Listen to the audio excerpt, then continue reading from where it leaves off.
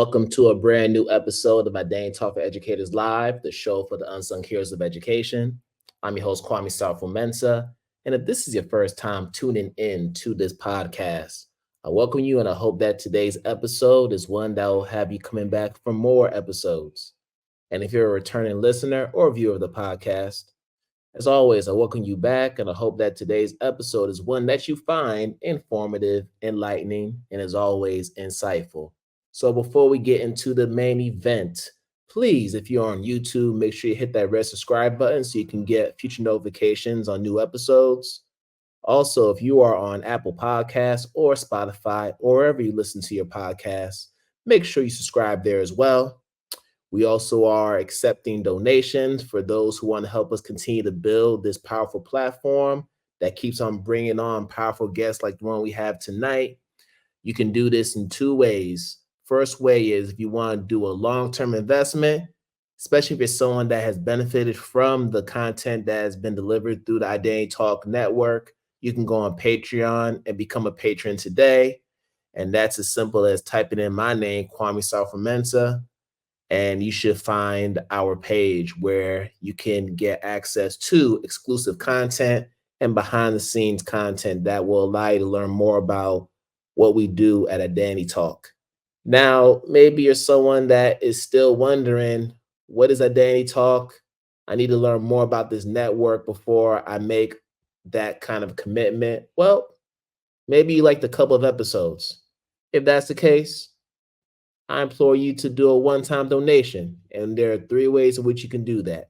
First way is through Cash App with our handle, $IDTALK4ED. If you have Venmo, you can use the handle at KwameSM. And if you are on PayPal, you can type in the URL paypal.me/KwameSM. Either avenue you take, it will allow you to make a donation. And every donation counts. And I appreciate all the support you are giving me, because that's what allows me to keep this platform going. And that's what allows me to keep on bringing the guests that you want to hear and see. And then also, I have a new book called Learning to Relearn, Supporting Identity in the Culturally Affirming Classroom. That is currently on pre-order on Amazon and Routledge if you go to those websites. You could also go to the main book website at learningtorelearn.com. And here's what I'm going to say. All over the world right now, there's a lot of identity-based harm that's been taking place, not just within the United States, but if you look at the Gaza Strip with the perpetual violence and loss of Palestinian life, when you look at what's going on in the Congo, we look at what's going on in Sudan, so many other places within our world. This is a book that we need right now so that we can start reframing our minds and start learning what it means to be human. I don't care if you're a teacher, a parent, a community advocate. If you're somebody that is all about honoring and affirming the identities of your children, your young people in your community, regardless of how they decide they want to express themselves, how they show up, how they talk, how they represent themselves in the different settings they find themselves in, this is the book that you want to get in your library. And it's going to be coming in November, y'all. So in the meantime, I encourage you to go to our website, learntorelearn.com, learn more about the book, learn more about me, learn more about the 30 plus educators who contributed stories to this project, and we're very open about it. So lots of great things to share, and I look forward to sharing more in the coming months. And as always, thank you all. All right, so now that the obligatory announcements have been made, let's get to the main event. So we're going to be talking about a few things. We're going to be talking about place-based learning. We're going to be getting into project-based learning, which is something that we haven't really dug deep into on this podcast. So I'm excited to touch on some relatively new territory on this platform. And there'll be some other things as well. So today's guest is somebody who I had the honor of meeting at the Ghana International Educator Summit in Accra, which I went to last month, I believe. And I had a chance to sit briefly in a presentation, which I could have sat for the whole thing, but the 30 minutes I was sitting in for, man, was just powerful. And I just said, listen, I need you to come on to talk more about place-based learning, talk more about how that has an impact on student learning and just the importance of community. And she just has a dope story. So without further ado, I want to bring on Charity Marcella Moran to the podcast. She's going to talk to us about her journey as an educator, as well as what brings her onto this platform tonight. So I'm going to bring on Charity and we're going to get started, yo. What's going on? Hello, hello. How are we? We are well, good, and exhausted with gratitude, basically. Hey, we always on the grind, but it's Sunday, it's the Lord's day, so we taking advantage of this rest. Hopefully we both are. Yes. All right. So let's get to the beginning because that's where we like to start here on this podcast. So we know you are representing Louisiana, Shreveport. Stand up. I'm gonna start there, give you that alley oop, and let you go ahead and just share a little bit about your upbringing and how that connection is for you. Yes. Okay. Well, yeah, I'm Charity Marcella Moran. First of all, just starting with my name, I wear both of my grandmother's names. So that really connects to a lot of everything that we are going to discuss tonight. So I was born and raised in Shreveport, Louisiana, a product of public schools. After leaving college and hanging out in the real world, I've always wanted, even, in pledging for a Delta Sigma Theta sorority, I made it a point to say, because I'm the oldest and I have two younger brothers. And so, education for me has always been kind of my superpower in terms of how I felt my rebellion began. So, early experiences that I remember are instances where, like, my brother was wearing on picture day a medallion, the red, black, and green, Pan African medallion, Mm-hmm. and a Saints sweatshirt, right? So these are important places and things in my life. And I remember the teacher made him turn it over. And the way, Wow. yes, and we have pictures of that. And it's like the way that upset him kind of triggered me when it came to schooling and the power that people have in that regard. Because I didn't know that I was upset with an identity issue, but I knew she was stopping him from being something that he wanted to be. So that's always kind of been my focus. So when I was pledging for Delta, it was like, I want to come back home to the community and build a math and science building just for Black boys. Like, it's just, so that's like a thread that runs through all of the work that I've been doing. So I started my career in education as geometry teacher at Booker T. Washington High School, which is literally right around the corner from the house I grew up in. So that was the best life changing experience ever, because I didn't even know that I wanted to be a teacher. I just knew I loved math and I wanted Black kids to love math too. Oh, wow. See, I didn't even know that. So I was a math teacher when I was in the classroom as well. Nice. And it was those same reasons why I wanted to be a math teacher. So already we making the connections here. Yes. And a quick aside, shout out to Delta Sigma Theta Incorporated. My wife is also a Delta. So lots of March red in this household, lots of red. How many people were in your line? 13. We were the rejuvenating 13. Pi Pi Get out of Chapel. here. Yes. That's what's up. Yes. I think in my wife's line there was five. It was five of them, and my wife was a four. Cool. That's cool. That's so cool.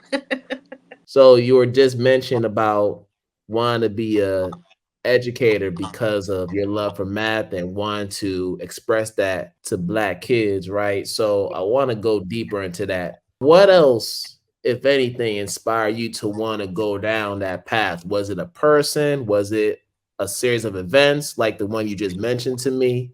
Let's expound on that. A little bit of what I just kind of described. It was thinking about how, like, some of my favorite teachers and how they made me feel, and, Mhm. being able to look and see me in them. Like I remember, I will never forget my fifth grade teacher was Sarah Nelwyn Sloan. And I didn't know at the time what I was saying, but I was saying, I would look at the front of her car and I'd be like, what is AEO? You know, not knowing Delta Sigma Theta, but Hmm. knowing that I really liked this woman. I liked how she treated us as children. And I just really loved like who she was as a person, and she really affirmed me in a lot of ways and pieces of my identity that now, just really thinking about it, she would tell me things like, it's okay to cry. That doesn't negate your strength, and it's okay. And like she really just made us feel, because I was quite recently reminiscing with a fellow classmate about Miss Sloan. And we Hmm. both kind of felt the same way, in terms of how she really made us feel seen and important. Oh wow, that's what's up. Yeah. And thinking about Miss Sloan, what were, if any, some of the personal struggles you may have had during your schooling? Because I know we've all had them. I had my own share of personal struggles. I dealt with the isms, the Yep. racism, the colorism, the classism. I've dealt with them, and I'm pretty sure in some shape or form you had your own Mhm. issues that you had to wrestle with. So talk to me about some of those issues or struggles that you might have experienced during your time. It's so funny. My mom just mentioned this, reminded me of this week. It was definitely a repressed memory because going from K through 5 and being, at an all black teachers, all black students, elementary school, when I went to middle school, it was a magnet school. So this is my first interaction with people who are not black, both as being in charge as well as, friends and things of that sort. And so that was a big experience on a couple of different levels. Kind of personally learning that, oh, there are other ways of being. Like I remember a phenomena in middle school. It was a thing, was having a frozen water bottle and wrapping it in foil and keeping it cold all day was like a status Mhm. symbol, kind of like, I guess Stanley cups now or whatever the Yes. hottest, TikTok cup is. And I remember just thinking that was just the most ridiculous thing ever. And is this just something that white people do? I was, it's like, and so I started thinking about things in terms of, well, is that what black people do? And really trying to connect myself with what I saw both at home and around about, and then like at school, because it was some different things. And I remember being like, oh, so I can pick then. I can choose what I want to do and what I like and don't like. That was like one part of that middle school experience. The second part was experiencing a black teacher who seemingly didn't care for me. Like quite Mm. opposite of Miss Sloan. Wow. And that was heartbreaking. That was heartbreaking because I remember saying a black woman would do that to me. And I'm already thinking about like, I've never interacted with Asian people on an interpersonal level, or it was so Mhm. much. And that's another thread that I didn't know was kind of weaving through my career so far. So that I really want to thank you for that question. Yeah, and I think it's an important question because when we decide to become teachers, we think so often about our own memories of being students during that same time, going through the same system. We always think about our favorite teachers who inspired us to be the best we can be. We always think about the teachers who we may not have cared for particularly, but still had an impact, whether it be positive or negative, in our lives. So I always feel like it's a question that allows us to center our experiences, but also shape what our philosophy is as educators. Yeah, very much so. So, like when I started my teaching career and learned about this thing called project based learning, I was like, wait a minute. So, I can pull in examples and then I can be the opposite of what I can go and be the change, right? I remember when I realized I was like, I'm gonna do this education thing, right? I put a Facebook status up and it said, "Watch out, there's a rebel with a cause." And I was Hmm. like, this is it. This is it. Because, like, my brothers went to different schools for middle schools, both of them. So it was like three different experiences that I think shaped us in all three different ways, Okay. in direct rebellion to that fact as well, because there shouldn't be this disproportionate, kind of dispersion of experiences when it came to learning. And so I was like, we got to fix this. And then you bring up project-based learning. So having that experience at such a young age, did that in any way inspire you to want to implement that in your own teaching, particularly when you were still a classroom teacher at that time? Absolutely. 100% actually, because my degree is in biology. But because I had such excellent math teachers, sixth grade through K through 12, actually, just a solid foundation, and they were so innovative in how they presented content to me. Because of that, I took the math test because I loved math because of the way that math was taught to me in terms of real life examples and connecting us to people in the community as learners. So, like, I wanted to replicate that exact experience. And so my first year of teaching was just traditional teaching, but I didn't even realize this is before I knew what project based learning was. I just knew Okay. that I learned doing projects. And, I wanted to give kids that experience and take them on math tournaments and walk around outside and appreciate the math and nature, even. We would walk around campus and try to find all the Fibonacci sequences and the parallel lines that we could find in nature and on campus. Before the transformation of the campus and the new tech network model became the model of project-based learning at the school, that was revolutionary. We received training as a staff and designed projects with things in mind. And I had a co-teacher, shout out Lakeisha Boyd Graham, because that was life-changing. We just really got to have some funky integrations between, she was the biology part and I was the geometry part. And so we're teaching biogeometry at Booker T. Washington High School, and we were getting it done. Like, it He was said biogeometry. What? biogeometry. It was a Wow. fire integration. We would do some really cool projects. And that's when I was like, oh my God, I can connect to the community. Because at the time, the song Throw Some D's on It was real Throw big, some D's on that. yeah. A Rich Boy. Shout out to Rich Boy. Yeah. Because we use that to get kids to design rim designs and describe the transformations in the coordinate plane and translations and roads. It was just amazing. It's like, can I get some more of that PBL stuff? Because once you go there, you just can't go back to Yes. direct lecture.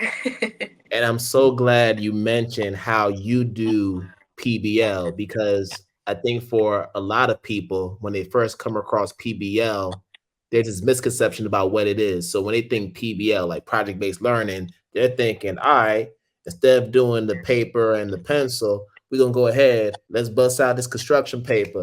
Let's go to the library and look on the computer and do some research there. Like that kind of project. But what you're talking about is something that transcends that. We're Yeah. talking about exploring the community. We're talking about tapping into the funds of knowledge that the community members have. So there's a different dimension that you're alluding to. And it reminds me of when I was at a charter school years ago during my first few years of teaching, and we were doing expeditionary learning. We were Yeah. in EL school, which is very much similar to what you're describing. So we were doing the expeditions. We were bringing community members in who are experts in their field of knowledge and doing all kinds of stuff. And that's how we were learning. And it was still aligned to the Common Core standards at the time. So we were still making those connections there. But I just wanted to bring that up because I feel like people need to know that distinction and that there's a much broader spectrum when it comes to this thing called project-based learning? Absolutely. In my work at PBL Works for the past 10 years, which is also, very similar to expeditionary learning, we work to kind of just train and offer workshops towards project-based learning. But we make the distinction, as we did at New Tech Network, between doing projects and then project-based learning. Because, doing projects is kind of like you and I did when we were in school. We would do all the textbook work, and then at the end, we would do a project. Whereas project-based learning, you launch with the expedition, or you launch with the driving question and what's the problem or challenge. And now all of the learning is in service of that challenge. It makes for a more rich experience, quite frankly, deeper, more opportunities to bring in the community, and more opportunities to really anchor in a place. So when talking about like identities, myself, Erin Sanchez, and Mickey Evans have a book out now on place-based learning and leveraging to connect with culture and students' identities, especially. Yes, for sure. And let's talk about place-based learning because it's a concept that I think is important. So thinking about your story, coming from Shreveport, Louisiana, spending practically your entire life in the state of Louisiana is essentially all you know. It's who you are. So imagine being outside of that habitat and having to adapt and try to make sense of this new place because you're coming from a place that is so deeply embedded in who you are identity wise. And there are a lot of people who can say the same thing about where they come from, whether it Right. be a state, a city, even the four corners of their neighborhood has Yes. meaning to them. So I'd love for you, before you start to talk about the book, can you break down what place-based learning is? Yeah. So, place based learning is leveraging 7 design principles that we set forth to really make sure that we're using liberatory teaching practices to kind of decolonize and decenter the white perspective. So, when I say decolonize curricula, yeah, okay, that sounds good. What does that mean? And so, it's decentering the white perspective or course, it's making sure that we ask ourselves, okay, looking at the content, looking at the community, and mapping the environment where the students live and the school, we connect content and students and then anchor them in some inquiry at the same time. So that's kind of it in about what does that look like in practicum? Then, that's where we always think about, okay, what are the assets in the community? What are problems, and not just problems or challenges to solve, but what are also strengths and bright spots that we can amplify? And so, how can we make connections between whatever content and age level, those things? So, that's place based learning. It really is important, to leverage place to also not other. So, even if we are dealing with predominantly white students, we can still take them to places like Whitney Plantation and anchor such an inquiry so that there's a curiosity there and not necessarily an otherism or a study of the other, but a matter of kind of making connection. So this season, Identity Talk for Educators Live will be including ad spots for businesses, products, and events that are adding significant value to their communities. And here's the catch. You don't have to be an educator or an education-based business to be a part of this. We're looking for people who are just doing great work in the community, and we want to use our platform as a way to amplify their work. So if you are an entrepreneur or you know of an entrepreneur who is doing just that, bring them in our direction. Have them reach out to us. If they want to learn more about their ad spots and how they can get themselves promoted on this platform, they can contact myself, Kwame at identitytalkforeducators.com. I'll say it one more time. It is Kwame at identitytalkforeducators.com. Hope to hear from you, and let's keep on amplifying our work and building each other up. Yes, for sure.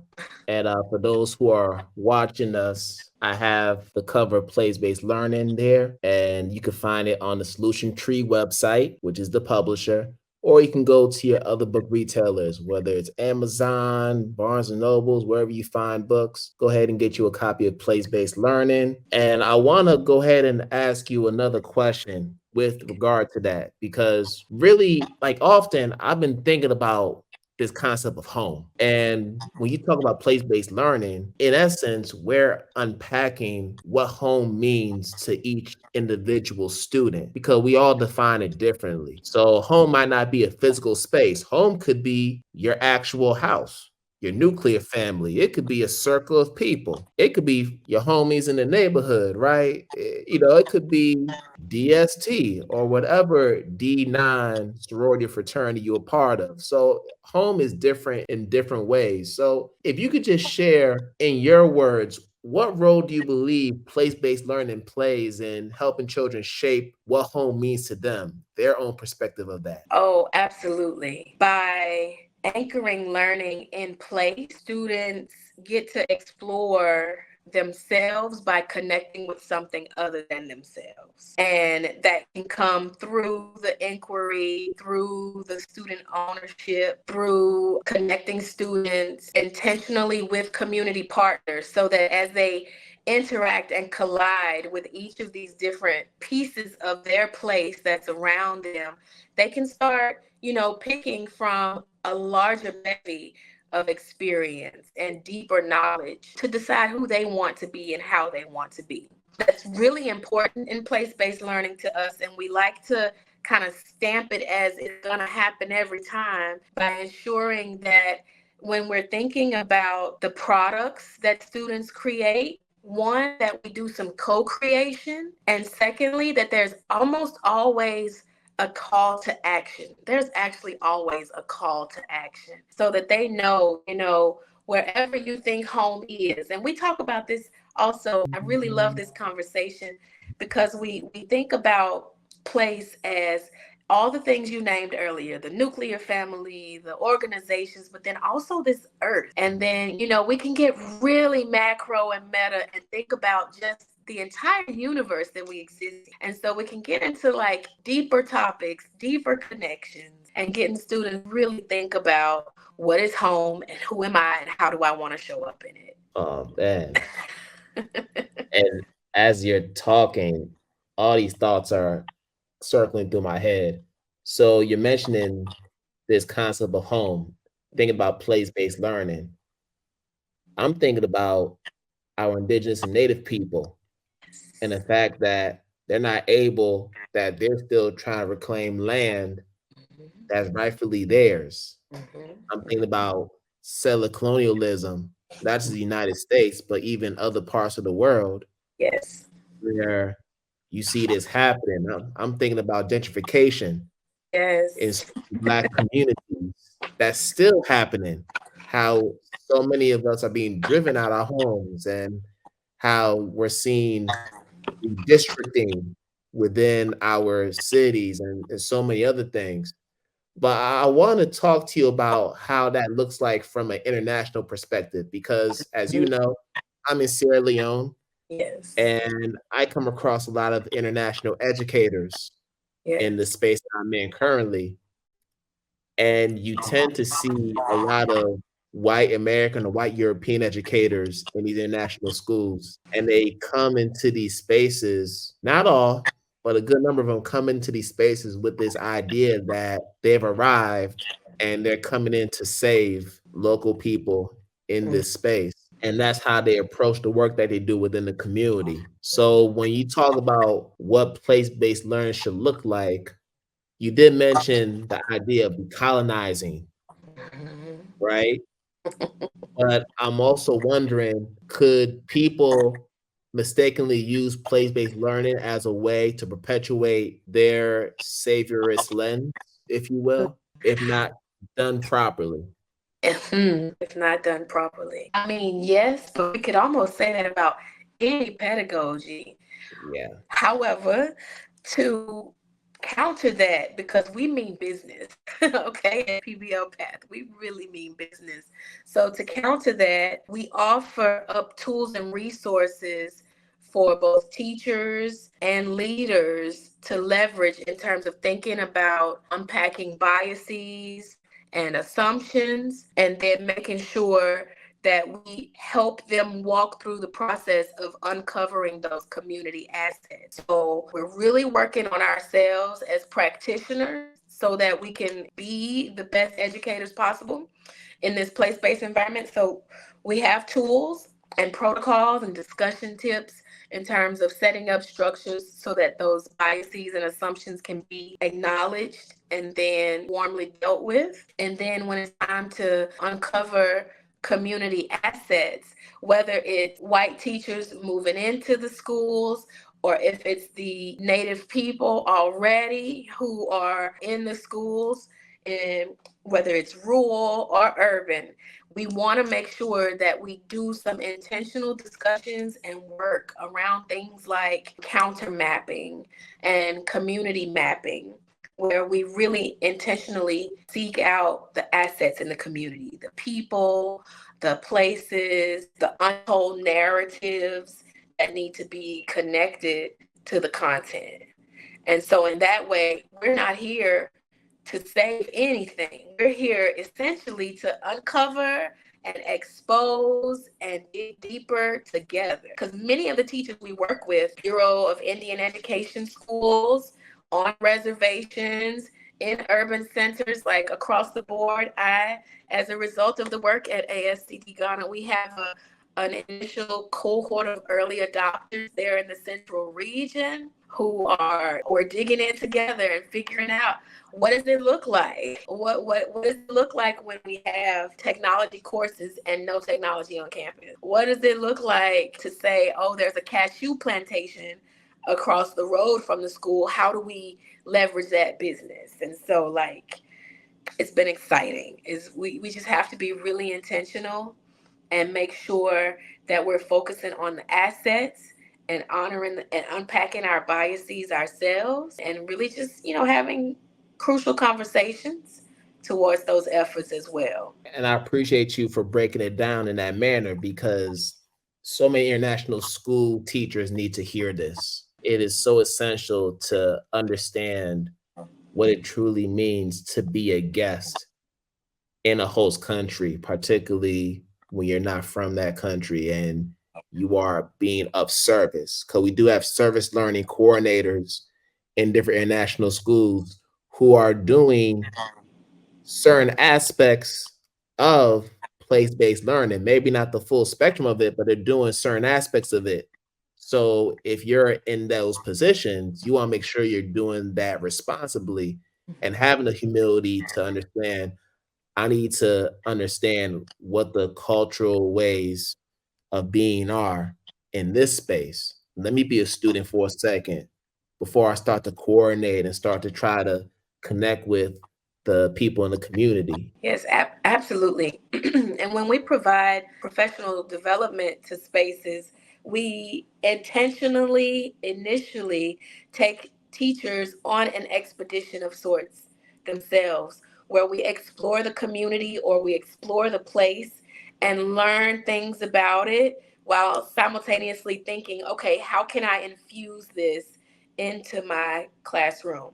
What's a project idea? What's a potential call to action? Right. And those are things that have to happen. So we've been talking a lot about place-based learning. I want to go ahead and switch over back to you and really tap into just your dopeness, the creativity, because you do a lot of other stuff too Yes. outside of teaching. And that's the other part of this podcast is to really humanize folks who come on here because a lot of people think we just eat, drink, and sleep this education thing. And we do love it, but Yeah. we are multidimensional, and there are other parts of us that are just as valid and valuable as what we do in the classroom. So I want to give you a chance to share what inspires you to be creative, what inspires you to delve into these different avenues because you have I Do School, you have Sow and Reap, which we're going to talk about too, because I really want to get into that. These are things that may not be directly related to education, but in a way impact our education systems. So I would love for you to talk about the creativity piece and also what inspired you to birth those two ventures that I mentioned. We could start with I Do School or whichever one you want to start with. It's your show. Oh, wow. So, excuse me. We can indeed. I love I Do School because it kind of was birthed out of necessity in terms of the consultation work that I was doing as a national faculty member with PBL work. And I was just thinking about how I was just in a rant one day and on my soapbox about how these people are playing school. They're not worried about the children. They're not trying to, and I was like, you know what? I do school. And I was like, aha, ha, ha, ha, eureka. That is it. And so Just just like kind that. of, yeah, just like that. Just like that. And my friend Adrienne was with me and she was just like, no, really, you do school. And I was like, that's what we're going to be. We're going to be I do school with an intentional lowercase I because it's never about the individual. It's always for me about the collective and about community and about collaboration. So that's why it's a little bitty I because the I is not that important. We're here to do school and do it the right way. And so we're a small but mighty team that does a lot of work with schools who want to dig deeper into culturally responsive project based learning, thinking about how to leverage deeper learning experiences towards social justice ends. One of my favorite rappers in the whole wide world is Kanye West. So he would Which always, Kanye? all Kanye's, but the one that said, listen to the kids, bro. The one that said, listen to the kids, bro. That was the Hmm. one. That was my favorite one. And so they're just kind of dragging all of that. So a lot of student perspective and a lot of kind of rebellious writing comes from that I school. All the name of just pure up, straight up liberatory education. And just liberation. Like this is my past life as a Black Panther, I suppose. Dope, dope, dope. With Son Reed, this one I feel is really important. And I have some context with this too, because I have family members partake in weed recreationally. I don't care what you call it, Mary Jane, Reefa, Green, Chronic, wherever you from. Yes, sir. Like I got family members who partake in it to this day, and they are highly productive citizens in our society. And we know that in recent years we've seen just an increase of dispensaries, cannabis dispensaries, Mhm. particularly in affluent neighborhoods. But then we look at the history cannabis, you've seen a lot of black and brown folks be criminalized with minor misdemeanors. And there's some people who are still in jail to this day because of these misdemeanors. Now, thank goodness we have leaders like a Governor Westmore who is getting them out of jail for stuff like that. And even when Obama was in office, he granted clemency to a whole bunch of brothers and other people who had those minor offenses and many other leaders as well. But I know it's something that's personal for you because you have a brother who went through the criminal justice system as a result of that. And I know that played a role in you wanting to do So on Reef. So I'd love for you to share the story and really talk about how that has an impact on our black and brown children in our school systems. Because we know there's some who are also using recreationally. I had them in my classes. So I know it's real. Yeah. Yes. So, I mean, you mentioned my brothers. Also, kind of the consultant work of I Do School kept me kind of on the road, right? And so I'm in spaces like Denver, Colorado. I was there the January that it became adult legal and the gates were open. I was there training and visiting West Generation High School. So I Do School is just kind of weaving this thread in there to where I was watching it and it was like a glorified trap house. You walk into a literal house and there's security and windows and bars. And I was like, okay, I'm just trying to poke around. I'm curious.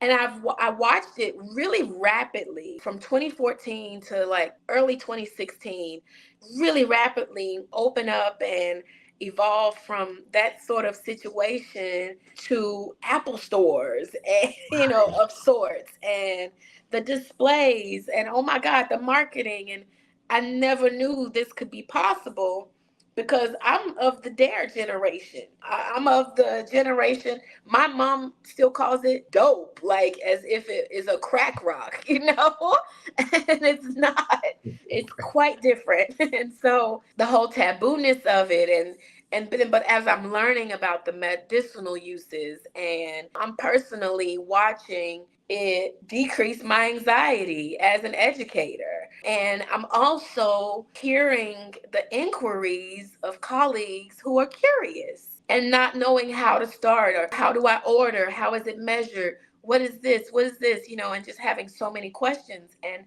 it's just really activated the Miss Frizzle in me as well as the rebel in me, because I love a field trip, but I also abhor hypocrisy and double standards, because I'm watching these things evolve and I'm thinking, my brothers will never be able, because of three strikes of little like doobies and like things that are utterly not just looked over now.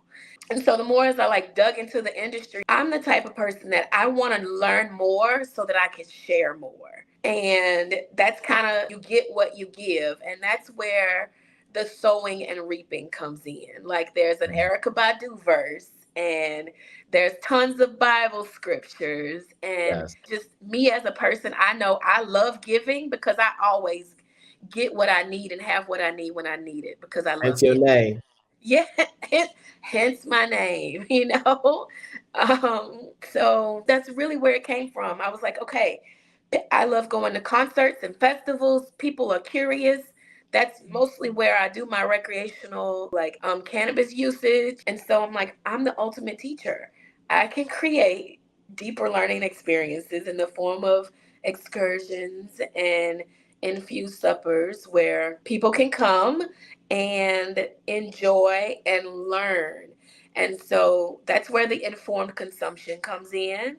And then, in terms of the advocacy of cannabis justice, I am a fan of W.E.B. Du Bois, that whole era of blackness where there were these intentional fireside chats. And Yes. so that's why once I have you captive on a field trip, on an excursion, or at a supper, let's have these fireside chats. Because whether you're a consumer or not, I need you to know what's going on. I need you to know folks like Wes Moore, folks like Mayor Stacey London out in San Francisco area, who intentionally are approaching cannabis regulation and legislation with an Hmm. equity mindset, a justice mindset, a mindset geared towards thinking about the early pioneers who were punished and how do we rectify that. That's the cannabis justice piece. That's sow and reap. And I'm just inspired because in terms of creativity, I want to create the world that I want to see. I'm just out here having so much fun, making the things that and the experiences that I want to do, and inviting folks to join and like partake and learn, whether you consume or not. We all are welcome.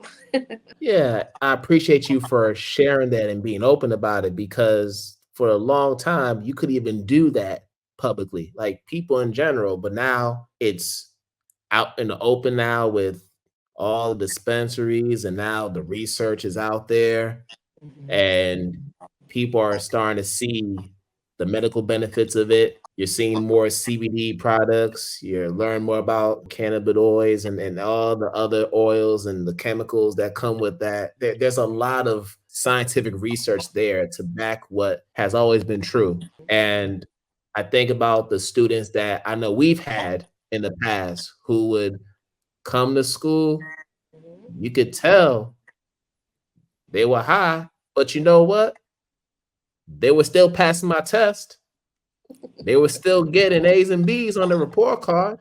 Boy. So who am I to judge them? They still doing their job as students, but unfortunately, we're in a society that still looks at that student as someone who can't be an honor roll student. But yet, some of these students are now teachers. They're now business people. They're now entrepreneurs. Yeah. So thinking about place-based learning and understanding why is it that this 13 or 14-year-old is smoking a joint? Why is that the case? Think about the environment they're in. Think about who's in their community. If they're around it, like they're going to take in some of those behaviors, but that doesn't make them less of a human. That Right. doesn't make them less capable of being a scholar. So I'm so glad you're doing this work because it's a way to build those counter narratives, not just for adults, but also for our young people. Yes, yes. And informed consumption is in all shapes and sizes, all ages. All I've ages.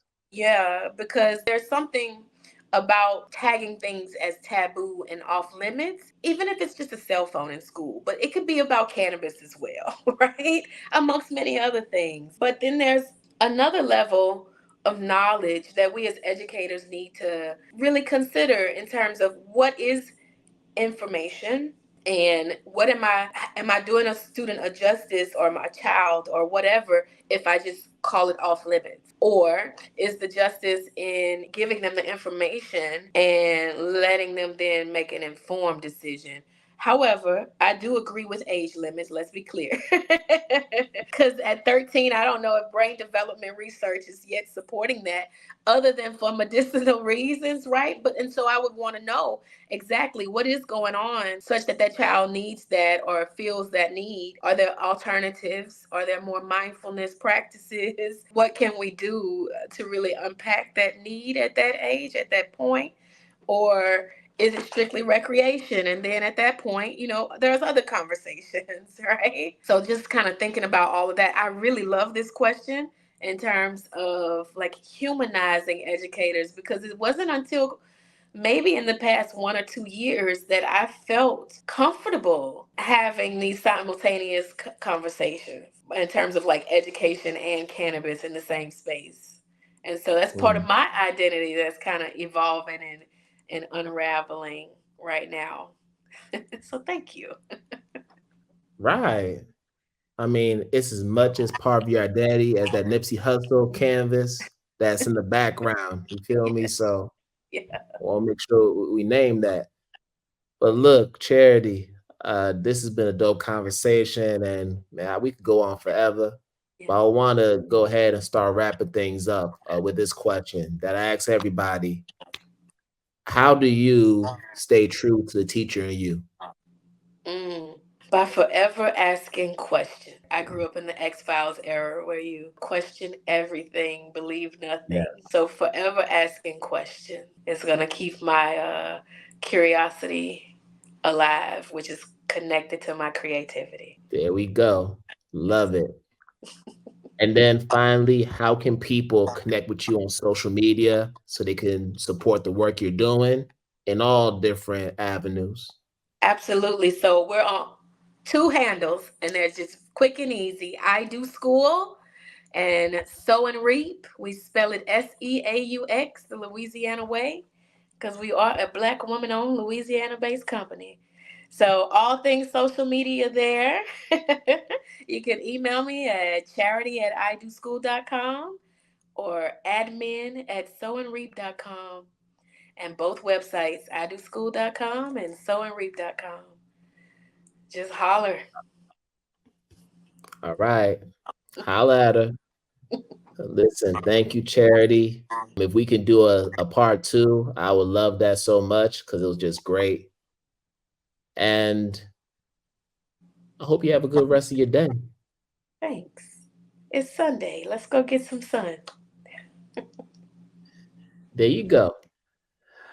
All right, y'all. So we about to wrap up another episode of our Dane Talk Educators Live. And as always, wish you all good morning, good afternoon, good night, wherever you are in the world.